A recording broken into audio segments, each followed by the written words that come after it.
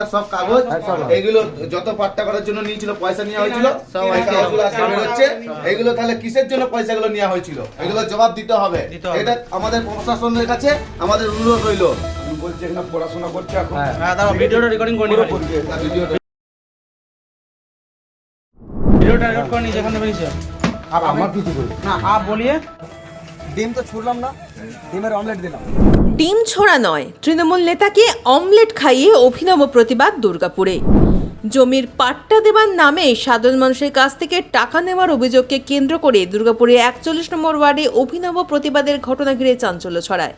বিদায়ী তৃণমূল কাউন্সিলর শিপুল শাহকে না পেয়ে তার ঘনিষ্ঠ বলে পরিচিত এক স্থানীয় তৃণমূল নেতাকে ডিমের অমলেট খাইয়ে বিক্ষোভ দেখান এলাকাবাসীরা। ঘটনাটি ঘটেছে দুর্গাপুর মহানন্দা কলোনি এলাকায়।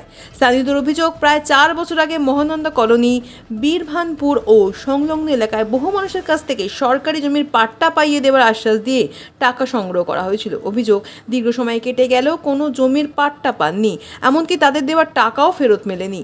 শনিবার রাতে মহানন্দা কলোনির এক শিক্ষকের বাড়ি থেকে পাট্টা সংক্রান্ত বেশ কিছু পুরনো ফর্ম উদ্ধার করেছে বলে স্থানীয় সূত্রে জানা গেছে। তাদের অভিযোগ, ভোটের ফল প্রকাশের পর পরিস্থিতি প্রতিকূল বুঝে কিছু তৃণমূল নেতা ওই ফর্মগুলি সেখানে রেখে দিয়ে এসেছে। এরপরই ক্ষুব্ধ বাসিন্দারা হাতে সেই ফর্ম ও ঝাঁটা নিয়ে প্রতিবাদে সামিল হন। এলাকায় ডেকে আনা হয় শিপুল সাহার ঘনিষ্ঠ বলে পরিচিত স্থানীয় তৃণমূল নেতা সুকুমার চক্রবর্তীকে। বিক্ষোভকারীরা তাকে প্রতীকীভাবে ডিমের অমলেট খাইয়ে ডিমের পাট্টা নামে সংগৃহীত টাকার হিসাব জানতে চান। যদি সুকুমার চক্রবর্তী দাবি করেন এই বিষয়ে তিনি কিছুই জানেন না এবং বিষয়টি সম্পর্কে শিপুল সাহাই বিস্তারিত বলতে পারবেন।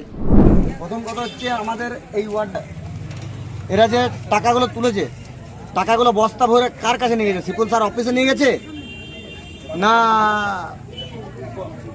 কোনো অফিসে নিয়ে গেছে না কি করেছে? এইটা তোমার কাছে আমরা সরাসরি জানতে চাই। করলাম বলতে, দেখুন প্রত্যেকটা জায়গাতে ডিম ছোড়া হচ্ছে, আমরা ডিম ছুড়লাম না, দাদাকে ডিমের অমলেট দিয়ে সম্বর্ধনা দিলাম। দাদা ডিমের অমলেট খেতে খেতে যেন আমাদেরকে সঠিক উত্তরটা দেয়, তাই দাদাকে জিজ্ঞাসা করলাম যে দাদা কীভাবে তোমরা টাকাটা বস্তা মাধ্যমে শিপুল স্যার পার্টি অফিসে পাঠাতে, না আমাদের সাধারণ মানুষ থেকে টাকা তোলা হয়েছে, সেই টাকা যে কাজের জন্য বলা হয়েছিল পাট্টা এবং পাট্টার কাজের জন্য পাঠানো হয়েছে। তাই দাদাকে অমলেট খাওয়াতে খাওয়াতে জিজ্ঞাসা করলাম, তো দাদা বললেন যে আমি তো সেই উত্তরটা দিতে পারবো না, আমাদের যে প্রাক্তন পৌরপিতা আছে আমাদের শিপুল সাহা, সেই উত্তরটা দেবেন। তো উনি তো উত্তর দিতে পারলেন না। কত টাকা কালেকশন হয়েছে টোটাল? মিনিমাম তাও আমাদের ওয়ার্ড থেকে 20 থেকে 25 লাখ টাকার মতো তোলা হয়েছে। শুধু আমাদের 262 নম্বর বুথে নয়, বীরভানপুরে 3টে বুথ আছে। বীরভানপুরেও কিন্তু এই সিস্টেম কিন্তু ওখানে টিএমসির দুষ্কৃতীরা কিন্তু চালিয়ে গেছে।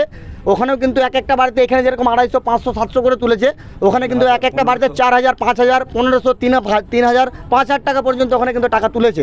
এই অভিযোগ এলাকার ততটুকু অংশের টাকা আমি নিজের হাতে নিয়েছিল, ঠিক আছে, নিজের হাতে করে আমি টাকা প্রত্যেকটা বাড়ি থেকে নিয়েছে। আমরা সাথে থেকে জায়গাটা মাপার সহযোগিতা করেছিলাম এবং কাগজগুলো হচ্ছে রেভিনিউ স্ট্যাম্প মেরে কাউন্সিলর অফিস পর্যন্ত পৌঁছে দিয়েছিলাম। তার পরবর্তীকালে কাউন্সিলর অফিস থেকে কাগজগুলো কী হয়েছে সেটার খবর আমার কাছে নেই, সেটা আমি বলতে পারবো। শিপুল শাহ কাউন্সিলরের নাম। এরপরে কিছু জানেন না? না, এর পরবর্তী আর আমি কিছু জানি না। ডিম খেলেন আজকে? হ্যাঁ খেলাম। ডিম খেলেন? হ্যাঁ খেলাম। যার দিকে ডিম ছোড়া হচ্ছে হ্যাঁ আমাকে খাওয়ালো।